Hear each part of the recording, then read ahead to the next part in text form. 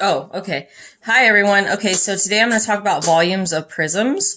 So what I want you guys to do, this is just extra practice. I'll upload a Google form that has about 5 problems on it for you guys to complete as homework.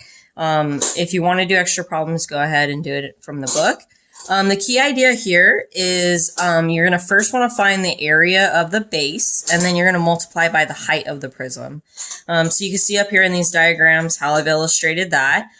So right here, we're going to look at this. And the first thing I want to do is I want to identify the base. So the top and the bottom, essentially, of your prism. So there's my base. Okay, so we're going to go ahead and find the area of that. So area of my base, I'm going to put a B right here that just says base. Okay, is going to be 6 times 8, which is 48. And remember, it's yards squared. Remember, it's always squared when you're doing area. For volume now, remember, we're going to take the area that we just found, and we're just going to multiply it by the height. So I have 48 times 15, and that's going to give you 720 yards cubed. All right? And that's your final answer. So that's the volume. And remember, volume is just like filling this prism like full of water, like a fish tank. All right, now looking down here, find the volume of the prism. So the first thing we need to do is identify our base. So this shape, you almost have to like think of it as being flipped. So think of this right here, this triangle that I'm shading here. That's actually your base, okay? Because it's duplicated here as well as the backside. So we're going to find the area of that triangle, okay? And that's going to be 1/2 your base, which is 5.5, times your height. And the height of that triangle is 2. Which is going to be 1/2 times 11, which gives me 5.5 inches squared.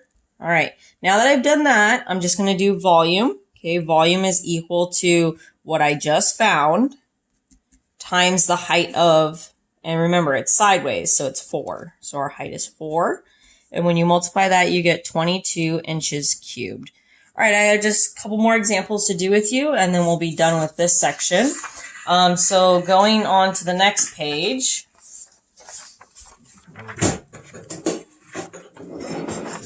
All right, I'm going to focus on this one up here. And again, what we're going to do is, since it's just a cube, all the sides are the same. That means the base is 4 times 4. So we're going to have area of the base. B is for base, which is 4 times 4, which gives me 16 feet squared. All right, so now for the volume, I'm going to use this 16, and I'm just going to multiply by my height, which is 4, and that gives me 64 feet cubed. All right, that's our final answer. Last example I'm going to do is this triangle right here. It's kind of like the first example, but a little bit different. So again, I'm going to first identify my base. So there's my base right there. And you can see it's duplicated on the back side, so that's how I figured that out. So area of the triangle is equal to 1/2.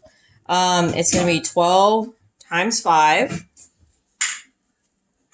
All right, so that's going to be 1/2 of 60, which is 30 meters squared. All right, now to find our volume, we're just going to take that and we're going to multiply by the height, which is 9. And that gives me 270 meters cubed. So that's pretty much the big idea here, is you're just going to find the area of the base, and then you're going to multiply by the height to give you the volume. Don't worry about the popcorn one. There won't be that one that complicated on the test either. All right, that's it.